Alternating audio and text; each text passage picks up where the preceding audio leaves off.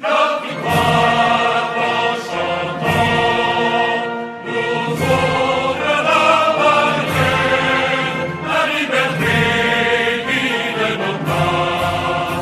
Il dit non au pays, la trompette guerrière va sonner l'heure des combats.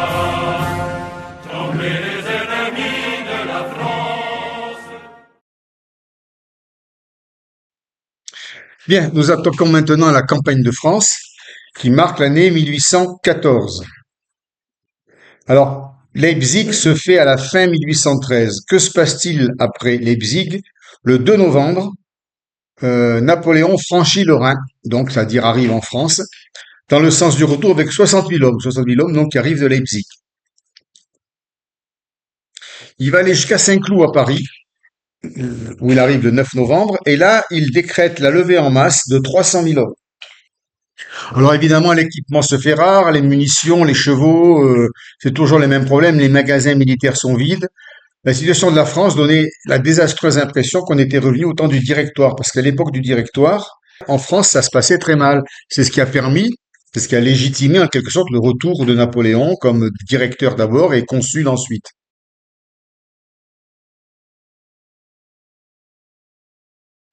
Là, à nouveau, on se croit revenu au temps du Directoire, les bourgeois sont mécontents, ils sont inquiets, les fonctionnaires aussi.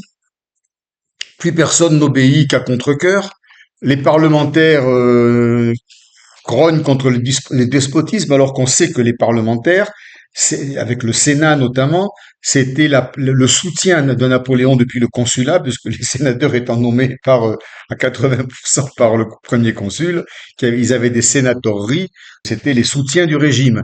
Mais là, ça commence à grogner contre le despotisme. Il se réveille un peu tard, mais bon, voilà. Galvaniser la nation pour la redresser par alors une tâche impossible. Et le temps manque car les coalisés sont positionnés le long du Rhin. Le Rhin devient cette rivière à partir de laquelle les ennemis attaquent la France. Alors pour ralentir la progression des ennemis qu'il avait anticipés, Napoléon a laissé des garnisons sur les places fortes, hein, Strasbourg, Metz, Thionville, Givet, moi j'ai fait l'armée par là-bas, Maubeuge, Charlemont, Belfort, Besançon, c'est des villes de garnison où il y a des forces militaires.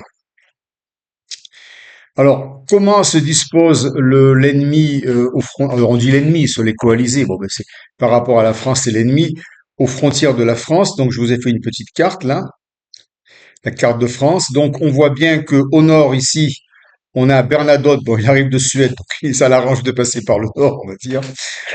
Avec Bülow, qui est un général prussien. Donc, Prussiens et Suédois sont alliés au nord ici. Ils vont arriver par là. Vous voyez, on voit le Rhin là, avec les villes du Rhin, Mannheim, Mayence, Coblence, où sont stationnées les forces prussiennes, commandées par Blücher. Donc là, c'est nord-est, on va dire. Ils vont arriver par Metz, par la vallée de la Moselle.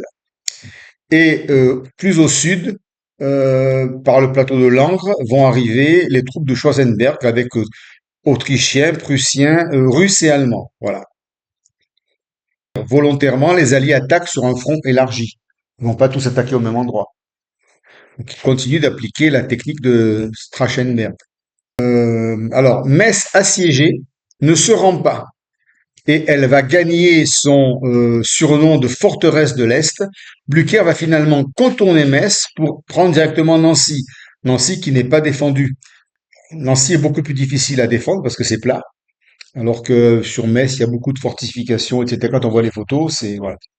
Il y en a encore pas mal. Alors, c'est des fortifications qui datent du Moyen Âge, qui ont été renforcées par Vauban ensuite, et ensuite plus récemment au 19e, au 18e siècle, et voilà. Donc Metz, forteresse de l'Est, ne se rend pas aux Allemands. Nancy, et puis ensuite il descend jusqu'à Saint-Dizier, on va le voir sur la carte, Blücher, donc descend là jusqu'à Saint-Dizier, où il arrive le 24 janvier. Schwarzenberg, donc, avec une armée de Russes, d'Allemands et d'Autrichiens, franchit la frontière à Bâle, donc en Suisse. Bon, il arrive par l'est, il s'empare alors Langres, pour ceux qui connaissent, c'est un grand plateau avec la ville de Langres, donc le 17 janvier, et ensuite Troyes le 23 janvier. On voit que là, il commence à menacer Paris parce qu'il est au début des vallées de la Marne et de la Seine, et puis ça va bientôt arriver sur Paris. Voilà. Bülow et Bernadotte arrivent par le nord, et ils arrivent par ce qu'on appelle la trouée de l'Oise. Alors c'est intéressant,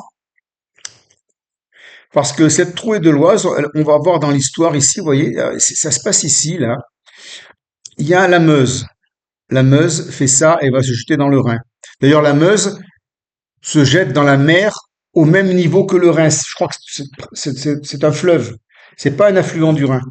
C'est des fleuves qui sont parallèles et qui se jettent en même temps. Alors, on peut dire que c'est un affluent du Rhin, ou on peut dire que c'est un fleuve, la Meuse. Elle a un affluent, c'est la Sambre ici. Et là, il y a une partie du territoire français qui est à découvert, qui est plat, avec la source de l'Oise ici qui descend vers Paris. Et on appelle ça la trouée de l'Oise parce que c'est une frontière qui est considérée comme non protégée. Parce que plate, parce que sans relief naturel, pas de forêt, enfin voilà. Ça s'appelle, moi je suis pas allé voir, hein. Ça s'appelle la trouée de l'Oise. C'est par là que Bülow et Bernadotte arrivent, hein, et de fait, Bülow prend Laon le 9 mars et rejoint l'armée de Blücher. Vous voyez, Laon est ici, donc pouf, ils arrivent, ils prennent Laon. Et ensuite, Bülow et Blücher et Bernadotte vont se rejoindre ici pour attaquer ensemble. Et au sud, Wellington, donc ça on l'a déjà vu, hein, Wellington a traversé la frontière, il s'empare de Bayonne et il va menacer Toulouse qu'il occupera au début d'année, en avril 1814. D'ailleurs, Napoléon va abdiquer quelques jours avant. Alors, pour compenser son manque d'effectifs, Napoléon, à son habitude, va attaquer rapidement, c'est-à-dire qu'il va pas les laisser arriver sur Paris, il va monter à l'assaut. Il y a une série de chassés-croisés. Il avance jusqu'à Chalon-sur-Marne. Chalon-sur-Marne, je n'ai pas dessiné, c'est à peu près ici, là. Mais comme Schwarzenberg est arrivé plus vite et qu'il est passé par le sud, Napoléon va faire demi-tour et va livrer une série de batailles en revenant sur Paris pour affronter Schwarzenberg et Blücher. Entre-temps, Murat trahit. Alors, est-ce une trahison? Bon, Murat veut sauver son royaume de Naples. Il signe une paix séparée avec l'Autriche où il s'engage à combattre Napoléon, mais pas directement. Il combat Napoléon sur le royaume d'Italie. C'est plutôt Eugène de Beauharnais, qui est le beau-fils de Napoléon. Il va être attaqué par Murat, mais on verra par la suite dans les 100 jours que Murat va revenir à Napoléon, parce que bon, il s'aime quoi, hein. Voilà, Murat aime Napoléon, on le sait, et finalement, la deuxième fois, il va être fusillé, Murat, et il dira en 1815 aux soldats qui hésitent à tirer sur le grand Murat, soldats, faites votre devoir. Donc il leur demande de tirer, et il meurt fusillé en héros, malgré le fait qu'à un moment donné, il a quand même trahi l'empereur. Alors là, Napoléon, ici, là, donc il est allé sur Châlons, il revient ici, et là il livre une série de 5 batailles, tout en février 1814. Alors les noms de Château-Thierry, Montereau, Montmirail, Chapeaubert, Vauchamp, c'est des petits bleds, mais ce ne sont que des victoires. C'est ça qui est extraordinaire, hein. On appelait ça la brillante campagne des 6 jours, 5 victoires consécutives. Donc là encore, le génie tactique de Napoléon s'exprime. Après 4 séries de victoires contre Blücher livrées en février, il ajoute une victoire contre Schwarzenberg. Donc cette campagne des 6 jours est restée dans la légende napoléonienne comme la preuve de la supériorité tactique de Napoléon. Mais comme je l'ai dit tout à l'heure, les adversaires se dérobent. C'est-à-dire qu'au lieu d'épuiser leur armée dans une défaite, ils arrêtent le combat, ils se retranchent. Donc ce ne sont pas des victoires décisives. Blücher est obligé de se retirer vers le nord, Napoléon va le poursuivre. Le 7 mars, il attaque les Russes sur le plateau de Craonne. On est là. Blücher ici, qui est attaqué par le nord ici, a remonté vers Craonne ici. Napoléon en bleu le poursuit ici, a une victoire à Craonne le 9 mars et ensuite redescend parce que pendant qu'il est là, d'autres armées attaquent ici plus bas. Donc il est obligé de revenir pour défendre Reims et la vallée de la Marne. Donc pour lui, c'est pas facile. Alors, Napoléon n'arrive pas à déloger Blücher de Laon. Donc, Blücher est retourné à Laon. Laon avait été pris par Bülow, hein. Et finalement, c'est Blücher qui s'y réfugie. Napoléon perd 6 000 hommes pour essayer de prendre Laon. Il n'y arrive pas. Et là, il redescend vers Reims et Saint-Dizier où il obtient 2 victoires contre des détachements russes d'arrière-garde, mais des victoires qui ne sont pas décisives. Les coalisés se dérobent et attaquent tour à tour, ce qui fait que les Français sont comme dans une meute où un animal dominant est attaqué de plusieurs côtés, est obligé de faire une série de volte-face, mais qui finalement, militairement, ne sont pas très profitables. À la suite de ces volte-face, Blücher et Schwarzenberg arrivent à reprendre leur marche vers Paris, et quand Napoléon va faire demi-tour pour cette fois-ci délivrer Paris, il arrivera trop tard. Parce que à Paris, il y a deux généraux, deux maréchaux, Mormont et Mortier, avec 30 000 hommes, résistent d'une manière acharnée à 100 000 coalisés qui attaquent Paris. C'est le 27 et le 28 mars. Donc pendant que Napoléon est ici entre Saint-Dizier et Reims, là, vous voyez, pour répondre aux attaques, Paris est attaqué ici, et la bataille de Paris a lieu le 30 mars, où Paris capitule. Napoléon, quand Paris capitule, Napoléon est à Fontainebleau. Donc il ne participe pas à la bataille de Paris, il n'a pas eu le temps d'arriver. Et finalement, il va abdiquer le 6 avril à Fontainebleau. À Paris, il y a des combats acharnés avant de capituler. Montmartre, Belleville, La Villette. Les Français se battent dans la rue. 30 000 hommes qui résistent à 100 000. Et finalement, Mormont épuisé. Alors Mormont, je le connais pas. Il faudrait voir qui était ce général. Moi, personnellement, je le connais pas. Qui négocie la capitulation. Et Alexandre Ier rentre triomphalement dans Paris le 31 mars 1814. Alexandre Ier, je dis ironie de l'histoire parce que c'est 21 mois après que Napoléon a franchi le Niémen avec 615 000 hommes, 18 mois après que Alexandre Ier abandonne Moscou pour aller à Saint-Pétersbourg quand Napoléon arrive et que Moscou est incendié par les Russes. 18 mois après, c'est Alexandre Ier qui rentre dans Paris, mais triomphalement, comme une revanche de l'histoire pour les Russes. Il savoure, Alexandre Ier, cette stratégie qui a eu raison de Napoléon, le silence, parce qu'on se souvient qu'il n'a jamais répondu aux lettres de menace de Napoléon, qui finalement s'est enfoncé dans la Russie, parce qu'en face du silence d'Alexandre Ier, il ne pouvait qu'avancer. Sa stratégie, ça a été le silence, l'espace, évidemment, 1000 kilomètres de plaine à parcourir entre la Pologne et Moscou, le temps, le mauvais temps, le climat, l'hiver. Le climat, c'est au retour. À l'aller, c'était quand même, il faisait très chaud. À l'aller, ils ont souffert de la chaleur, les Français. Et puis, le jusqu'au-boutisme du peuple russe. Parce que là, quand même, nous, en 1940, quand les Allemands sont arrivés, Paris a capitulé. Les Russes, ils ont mis le feu à Moscou. Et ils sont partis. Ben ça, il faut le méditer. Le jusqu'au-boutisme russe, je suis désolé, c'est une donnée historique qu'on doit méditer. Parce que nous, on l'a pas fait en 1940. Il y a eu des résistants, et les Russes ont eu 26 millions de morts pendant la guerre. Ouais. Donc le jusqu'au-boutisme russe est une constante qui vraiment émerge au moment de Napoléon, surtout, et puis qui va se confirmer ensuite pendant la Seconde Guerre mondiale, c'est évident. Le 4 avril, Napoléon est à Fontainebleau avec sa vieille garde intacte de 30 000 hommes. Alors, dans un premier temps, il accepte d'abdiquer, alors parce que tout le monde lui dit, sire, il faut abdiquer, il faut arrêter, quoi. Il veut pas, hein. Alors, dans un premier temps, il accepte avec l'idée que c'est Napoléon II, son fils, qui est le petit roi de Rome, qui est tout petit encore, qui va être son successeur avec une régence de Marie-Louise. Et cette solution plaît aux Autrichiens. Ils disent, ah ben pourquoi pas, parce que Marie-Louise, quand même, c'est une extension de l'Autriche. Il est un peu autrichien. Mais les Alliés refusent, ils ne veulent absolument pas qu'un rejeton de Napoléon monte sur le trône. En fait, ils veulent une restauration des Bourbons, souvent, les Alliés. Alors, donc ils refusent la première abdication de Napoléon du 4 avril, et Napoléon a fini par abdiquer sans condition le 6 avril, après que ses généraux l'aient supplié, notamment Ney, d'abdiquer. Alors, Alexandre Ier a joué un rôle parce qu'il ne voulait pas faire de Napoléon un martyr, et c'est lui qui propose à Napoléon l'île d'Elbe, mais comme un royaume. L'île d'Elbe a été proposée à Napoléon, c'est une belle île, c'est une très belle île touristique, comme un royaume et non pas comme une prison. C'est pas Sainte-Hélène, avec une rente qui devait être versée par la France. Cette proposition est faite par le traité de Fontainebleau du 11 avril 1814.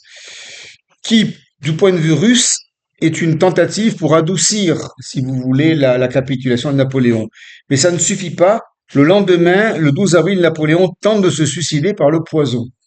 Et ça, on le savait pas, enfin, c'est peu dit. Il a été sauvé par son docteur qui l'a fait vomir.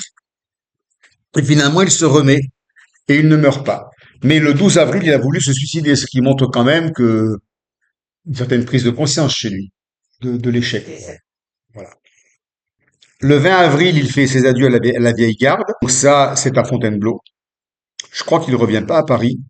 Et il traverse la France en Berline jusqu'à Saint-Raphaël pour embarquer ensuite vers l'île d'Elbe. Et donc Napoléon devient le roi de l'île d'Elbe. Alors cette petite île, vous voyez là, vous voyez la Corse, très très jolie île. Et là, c'est l'Italie, euh, c'est la Toscane, je crois, hein. Et là, c'est le drapeau, le nouveau drapeau de l'empereur, enfin, c'est plus l'empereur, du roi de l'île d'Elbe, drapeau blanc, avec des abeilles. Les abeilles étaient un symbole de l'empire napoléonien. Napoléon est conduit à l'île d'Elbe, donc il fait 224 km² entre la Corse et la Toscane. Il reçoit la souveraineté associée d'une rente de 2 millions de francs, inversée par la France. Donc c'est Louis XVIII qui doit payer. Et Louis XVIII, il veut pas il payera pas. Bon, ça, on verra ça la prochaine fois. Et alors, il a deux résidences, la villa des Moulini et la villa San Martino que vous voyez ici. C'est mignon, hein? Ah oui, C'est c'est vrai. méditerranéen, hein, ouais, Ouais, c'est beau, hein? c'est des fenêtres. Ouais, ouais. Pour dire, ouais.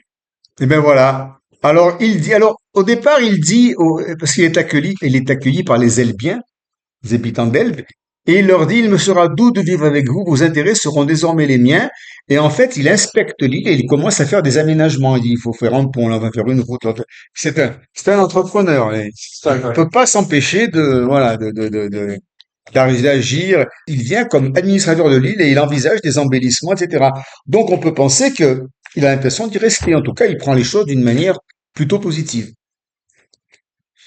Voilà.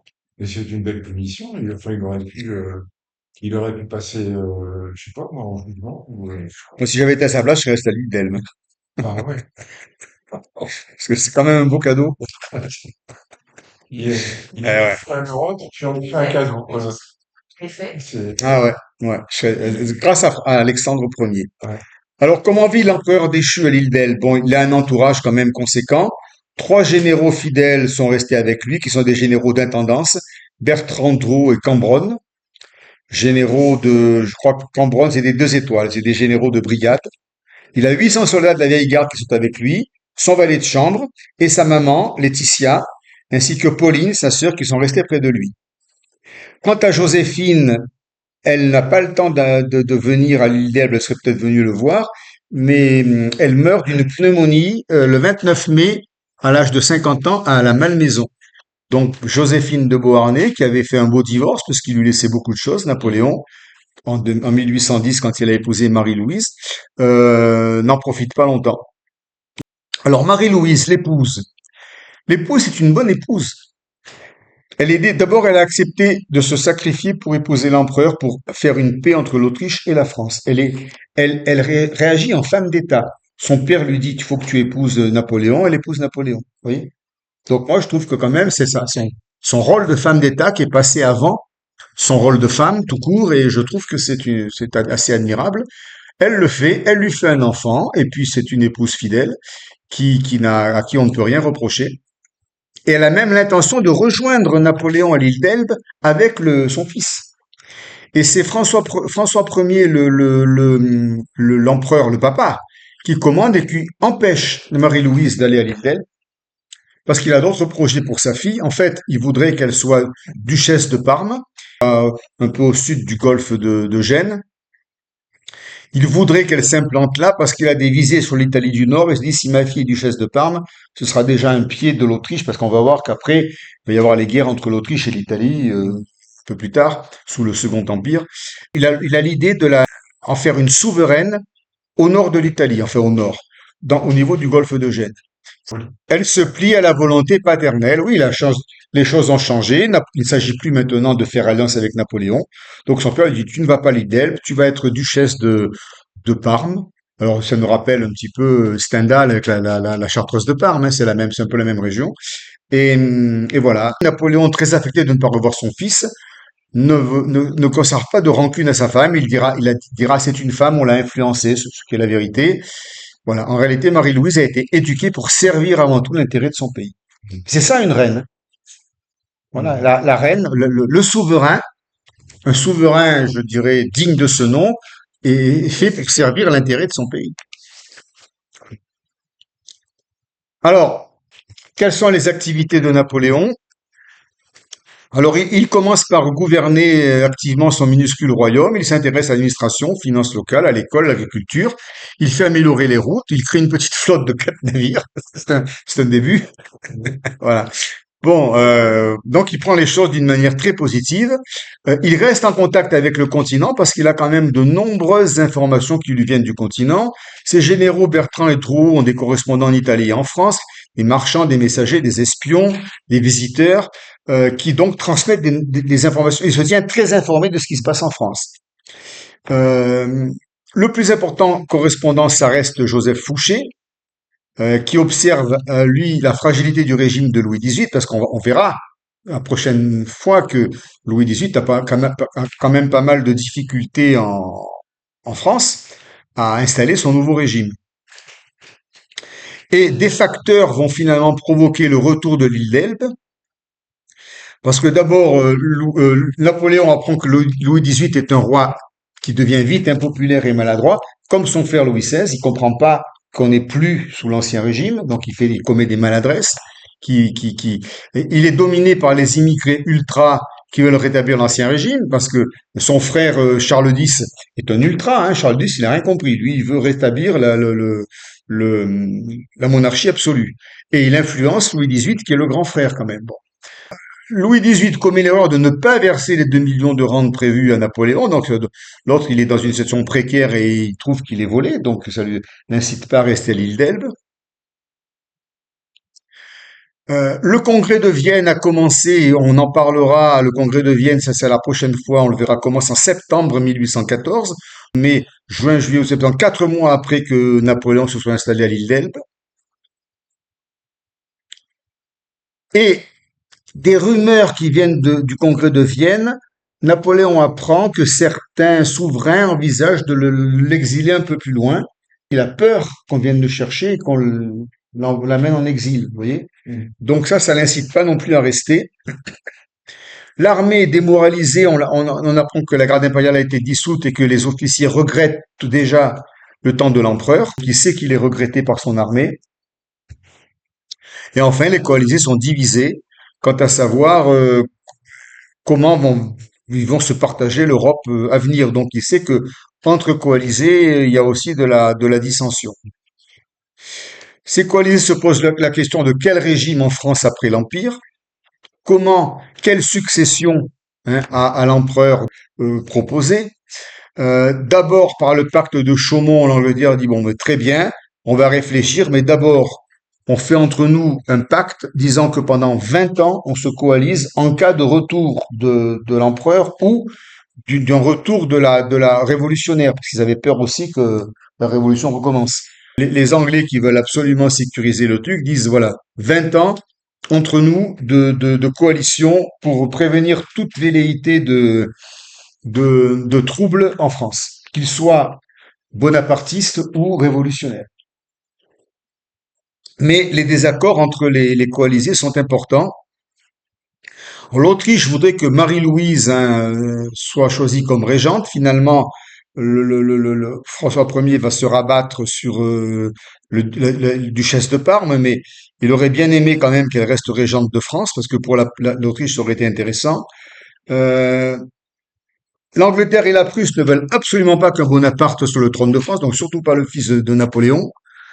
Euh, on comprend bien que mettre un prince Habsbourg ou britannique sur la couronne de France, c'est provoquer une humiliation nationale qui amènerait des troubles, donc c'est pas non plus une solution intéressante. Seuls les Anglais voudraient une république modérée. Les Anglais sont toujours favorables à une solution modérée qui favorise le commerce, mais pas à une monarchie de droit divin, parce qu'eux ont déjà fait leur révolution. Mhm. Bon. Ils sont pas contre le fait qu'une république modérée, même, puisse arriver en France. Et finalement, le tsar, qui hésite beaucoup, se range de l'avis de Talleyrand en faveur de Louis XVIII. Finalement, Louis XVIII, celui qu'il a le plus défendu, c'est Talleyrand, parce que Talleyrand dit, si Louis XVIII accepte une constitution, c'est-à-dire une monarchie constitutionnelle, ce qui va donner la charte, la fameuse charte de la Restauration, c'est la meilleure solution. Et finalement, les Russes, enfin, le tsar se rallie à l'avis de Talleyrand. Il fallait en France une figure capable de garantir l'ordre et la sécurité. Bernadotte a été candidat à un moment donné à la succession, mais il est mal vu par les coalisés et il restera roi de Suède. Voilà. Alors c'est Talleyrand qui en fait installe Louis XVIII dans la réalité, parce que Talleyrand n'est pas un royaliste de cœur.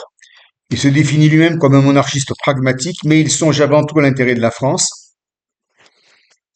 Et il considère que le retour des Bourbons, mais avec une option constitutionnelle, serait la meilleure façon de stabiliser le régime français. Il va jusqu'à accueillir Alexandre Ier dans son hôtel Saint-Florentin, de Saint-Florentin, pour le convaincre qu'il est dans la bonne stratégie. Et Alexandre Ier finit par soutenir Talleyrand. Donc, et ça, c'est dans le dîner de souper qu'on le voit, hein, beaucoup. Voilà, on en a parlé la dernière fois. Talleyrand, en attendant, demande que soit mis en place un gouvernement provisoire dont il serait le président, le chef du gouvernement. C'est ce qui se passe et il trouve 5 membres, tous modérés, ayant appartenu à des régimes différents, mais tous modérés qui vont gouverner la France provisoirement et même, ça va être les rédacteurs de la fameuse charte de la Restauration qui va être adoptée par Louis XVIII. C'est pas Louis XVIII qui l'a écrite, hein. C'est Talleyrand et ses collaborateurs. Alors, les objectifs, bon, c'est toujours pareil, rassurer les coalisés, éviter la rupture, modérer l'ardeur des Bourbons en leur disant c'est pas le retour de l'ancien régime, hein, faut vous adapter quand même, il y a eu une révolution qui est passée par là. Ce gouvernement provisoire, alors, obtient, le Sénat prononce la déchéance de Napoléon et la fin de l'Empire. C'est ce qu'avait annoncé le général Mallet en 1812. Finalement, c'est ce qui arrive 2 ans plus tard. Donc ce pauvre Mallet, il était pas loin de la vérité quand même. Sauf que lui, il le faisait comme usurpateur, et c'est bien le Sénat qui prononce la déchéance de Napoléon et la fin de l'Empire. Mais c'est pas une république, c'est une monarchie constitutionnelle. Voilà. C'est dans ce contexte-là que Napoléon abdique le 6 avril. Donc là, on est un peu revenu en arrière. Alors, donc la charte constitutionnelle va être acceptée par Louis XVIII. Talleyrand en est l'auteur. On peut dire que Talleyrand, c'est le fondateur de la Restauration. C'est par Talleyrand que la Restauration va s'implanter en France de 1814 à 1830. Et encore, pourquoi 1830 les Trois Glorieuses? Parce que Charles X, qui est le successeur de Louis XVIII, fait que des conneries et provoque une nouvelle révolution qu'on va appeler les Trois Glorieuses, et ça va donner la monarchie de Juillet. C'est ça, les bêtises de Charles X qui interrompent la Restauration. Mais elle dure quand même 16 ans, hein, de 1814 à 1830. 16 ans. 16 ans, voilà. C'est quand même un régime qui a le mérite de durer. Alors, les Anglais ont joué leur rôle. Les Anglais sont des modérés. Ils s'entendent très bien avec Talleyrand. Ils parlent le même langage. Et c'est ce fameux vicomte de Castlereagh, la Robert Stewart, qui joue un rôle important pour donner raison à Talleyrand. Il pense comme lui que la monarchie britannique serait un bon modèle pour la France. Les Anglais ont favorisé l'avènement de la charte constitutionnelle de 1814. Le point faible, évidemment, c'est Louis XVIII, parce que dans un premier temps, il accepte, Louis XVIII, il s'installe aux Tuileries. Alors, il accepte déjà de s'installer aux Tuileries, parce que logiquement, il aurait dû aller à Versailles. Mais le peuple de France, en octobre 1789, est allé chercher Louis XVI, le roi, la reine et le petit Mitron, le petit Mitron, pour les ramener aux Tuileries. Donc les Tuileries, c'est quand même un symbole comme résidence du roi, comme un symbole révolutionnaire. Et Louis XVIII accepte d'aller aux Tuileries et non pas à Versailles, ce qui n'aurait pas été accepté par le peuple parisien. Après un long exil de 23 ans. C'est-à-dire que Louis XVIII arrive en France, il ne connaît plus la France. Et rappelez-vous, est-ce que vous vous souvenez de quand est-ce que Louis XVIII a quitté la France? C'est la veille de la fuite à Varennes de Louis XVI, le grand frère. Parce que le 20 juin 1791, ou 10, 91, le 20 juin, la veille du départ de Louis XVI, Louis XVIII est déjà parti en Belgique avec son épouse. Et il a réussi sa fuite, alors que Louis XVI va faire échouer la sienne, puisqu'il va mettre tellement de temps pour arriver à la frontière ou dans les Ardennes, là-bas, euh, après Varennes, qu'il est rattrapé à Varennes, du coup. Mais donc Louis XVIII est absent de la France depuis 23 ans. Et quand il y revient, on peut penser qu'il n'est absolument pas au courant de l'état. Et lui, il revient, il va refaire comme avant, quoi. Il ne comprend pas que ça a changé. C'est Talleyrand qui essaye de le convaincre et qui finit par y arriver parce que, au fil du temps, Louis XVIII, qui au départ se méfiait de Talleyrand parce que c'est un noble et un évêque traître qui a épousé la cause révolutionnaire, finit par se rendre compte que c'est un homme d'une grande intelligence et d'une grande modération, et Louis XVIII finit par faire confiance à Talleyrand. À telle enseigne que le 2 mai, la déclaration de Saint-Ouen, Louis XVIII s'engage à donner à la France une constitution libérale et un régime représentatif. C'est la charte qu'il va mettre en application. Alors, ça ne veut pas dire pour autant que la situation est réglée en France parce que les ultra, même si Louis XVIII accepte les conditions de Talleyrand, les ultra-royalistes et notamment Charles X continuent à pousser pour le comte d'Artois, hein. Je dis Charles X, mais pour l'instant c'est le comte d'Artois. Il va devenir Charles X à la mort de Louis XVIII en 1824. Mais pour l'instant c'est le duc d'Artois. Continue. Ce sont des ultras qui veulent le retour de l'ancien régime. Finalement, le traité de Paris du 30 mai 1814, donc là, Napoléon est déjà à l'île d'Elbe, hein, offre à la France une paix qu'on considérera comme clémente. Bon, on revient aux frontières de 92. Voilà. La Savoie qui avait été acquise et il y a un tiers reste à la France, dans la ligne qui va de Évian, Annecy, Chambéry, Grenoble, ainsi qu'Avignon, et puis plus haut, Mulhouse, Montbéliard. La France n'a pas à payer d'indemnité de guerre, ça c'est très important, parce que ça aurait pu être le cas et ça ruine le pays. L'armée française est réduite à 150 000 hommes et certains généraux qui se sont rapprochés, sont recyclés, je dirais, dans la monarchie constitutionnelle. Soult devient même ministre de la guerre de Louis XVIII. Soult, il a su rebondir, hein. C'est le plus malin. La charte constitutionnelle de la Restauration est promulguée le 4 juin 1814. On va la voir la prochaine fois, la charte. Elle limite les pouvoirs du roi. Le roi est le gardien de la Constitution, c'est ça qui est important. Les droits fondamentaux, les libertés fondamentales de presse, de réunion, etc., sont maintenues, d'opinion même, sont maintenues. Donc on a quand même une évolution intéressante par rapport à l'ancien régime. C'est un retour à la situation de 91 parce que effectivement, en 91, avant la fuite du roi à Varennes, on s'orientait déjà vers ça. Alors comme dit Marie-Claude, tout ça pour ça, on revient à la situation de 91 qui aurait dû être la bonne situation. Et la révolution n'a pas voulu qu'il en soit ainsi, et la fuite du roi, évidemment, a entraîné la révolution, a entraîné 92 et 93. Voilà. C'est vraiment. C'est une faute à vous, ça, de... Je pense que Louis XVI, là, a joué un rôle important dans la dégradation de la situation. Voilà. Voilà. Donc les Français sont soulagés de la fin de la guerre, mais ils voient s'envoler le rêve d'appartenir à une grande nation. Et ça, j'en parlerai la prochaine fois. On n'a pas assez évalué chez les peuples, chez beaucoup de peuples, et chez les Français, c'est comme chez les Russes, le besoin de s'identifier à une grande nation.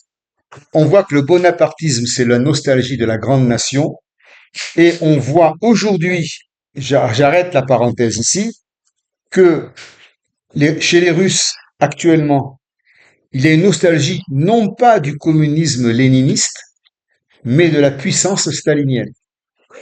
Il y a la nostalgie du grand Staline. On a oublié le goulag, les 8 millions de morts. On ne retient que le vainqueur de Stalingrad. Parce que les peuples ont ce besoin d'avoir appartenu à une grande, ou de s'identifier à une grande nation. Et il y a un parallèle à faire, je pense, entre le bonapartisme et la nostalgie stalinienne aujourd'hui en Russie. Voilà. Mais je ferme la parenthèse ici. On en parlera la prochaine fois. C'est la fin de non pas de la 5e, mais de la 4e partie sur l'Empire. Je vous remercie.